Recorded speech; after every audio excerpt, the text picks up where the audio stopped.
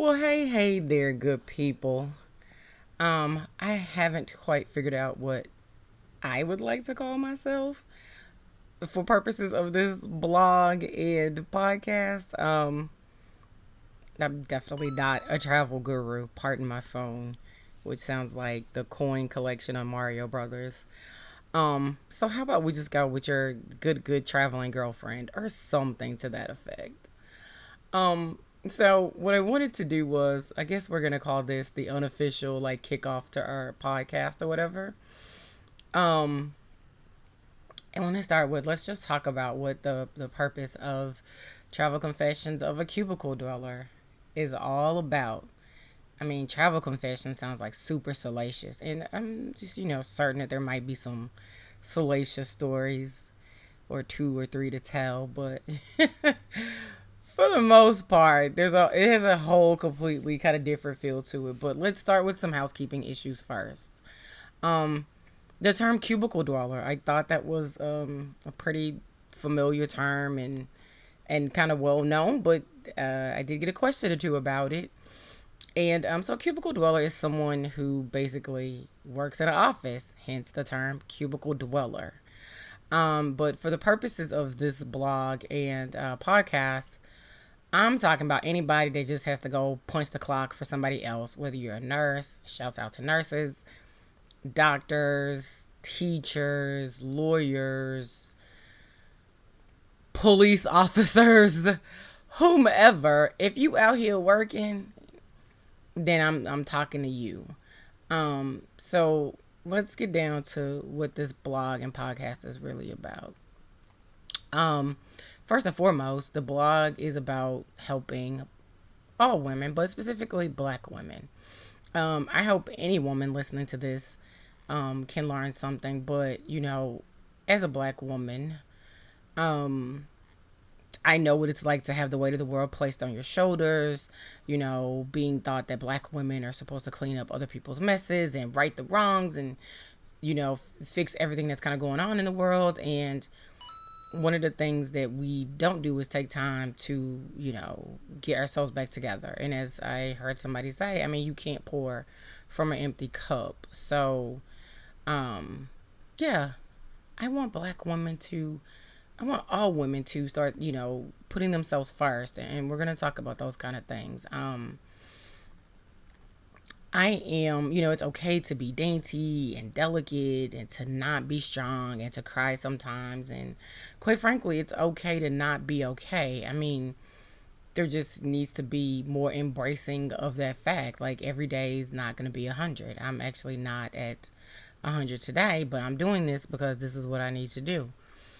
Um, in my current iteration of this life that I'm living, I am all about living a life of ease, and I want to help all women get to that point where they don't feel guilty about taking a moment to step back and enjoy the beautiful day and the clear blue sky and just all the goodness and great things that life has to offer and the fruits of their labors. Like most of us have degrees, most of us went to school and we work really hard and we don't even take time to like enjoy those things and it doesn't have to be you get a passport stamp and travel 24 hours on a flight somewhere, although I completely recommend it.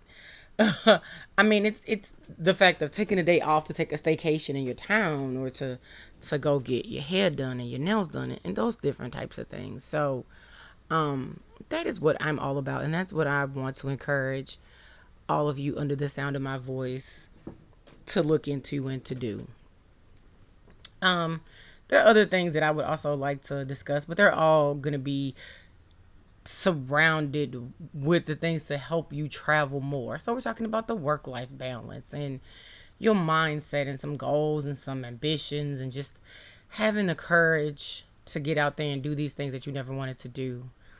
It's one of my really good coworkers who unfortunately passed away last year, but when she first really got sick, she and I had a conversation and she saw her life flash before her eyes and she said to me, I wasn't thinking that I didn't work enough. I was thinking I worked too much, and I started to think about all these things that I didn't do and that I should have done, and all these kinds of things. And that's, kind of what I'm talking about. Like, I mean, work yourself into a grave, and or when the end of your life gets there, and you don't have these memories to look back on, and to be like, man, I'm glad I did that, and all those kind of things. Like, I don't want you to live a life of regrets. And that was a conversation that I actually had with my dad when he was at the end of his life.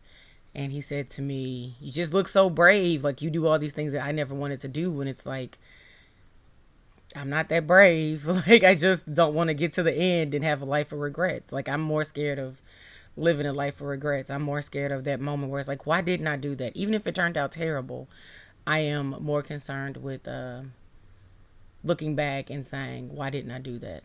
So,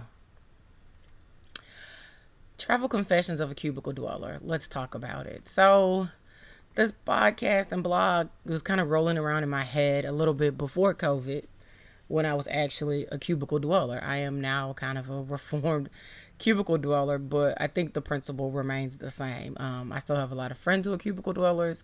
These are still conversations that I have with them. I don't have friends to travel with, or I don't have a person to travel with. I'm scared to travel by myself. Girl, solo travel is where it's at. Actually, once you do it, you will love it and will kind of almost begrudge having to travel with somebody else. I am a solo traveler. I absolutely love it. I love kind of getting up and kind of being left to my own devices sometimes.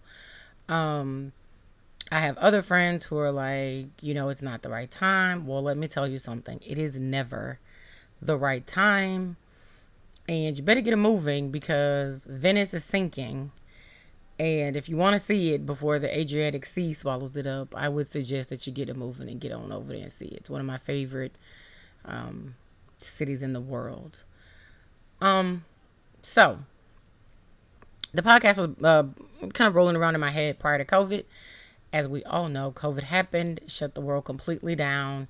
Now that everything's kind of opening back up, I'm kind of reviewing past projects that I wanted to do, and I was like, I'd like to do this one. So, I find it, at this point, I find it very ironic that I am posting this and kind of launching the unofficial podcast on the gram. But, we definitely live in an age where people are flexing for the gram. But it is also very well documented how travel positively improves and impacts somebody's life. And I'm talking about just outside of dope ass pictures. Although I appreciate a dope ass picture. So let me tell you, if you're somewhere and you want to tag your girl and say, hey, I got this dope ass picture, I will gladly take it. But, and don't let the fact that you are a cubicle dweller make you believe that you can't travel like some of your favorite folks that you might follow on IG, because trust me, you can. You might not can be gone for like a month like them, but you can definitely travel. And there are definitely ways to have an impactful trip and to have a meaningful trip. Again, I'm a formal cubicle dweller, and I did it while I was a cubicle dweller. Um so I am here to help you navigate all of that and hopefully inspire you to have more travels and all things in between. So, do me a favor, respond to this reel or post. I'm not sure how it's going to upload, but respond to this and let me know what is something that you would like for me to talk about or cover on this podcast. And we're going to have amazing guests and amazing friends of mine who talk about how positively impactful travel has been to them. And just, I think one of my favorite travel quotes is there's a few, but one that really resonates to me is that I have seen the sunrise in different parts of the world, and I really have. It's one of the things that I kind of do. I get up and I watch the sunrise wherever I am. And I'm not a morning person, so I completely hate it. It requires me to set a clock on vacation, which is annoying. But I do it because I love seeing the sunrise somewhere else. And so here we are. And I'm going to wrap it up. But yeah, I definitely want to hear from you guys. I'm probably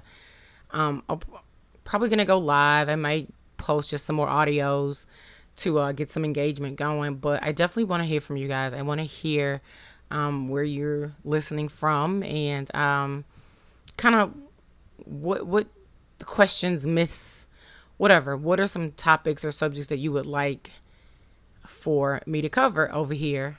And yeah, so have an amazing day. Happy travels, and hopefully, I will see you somewhere in the world. Goodbye.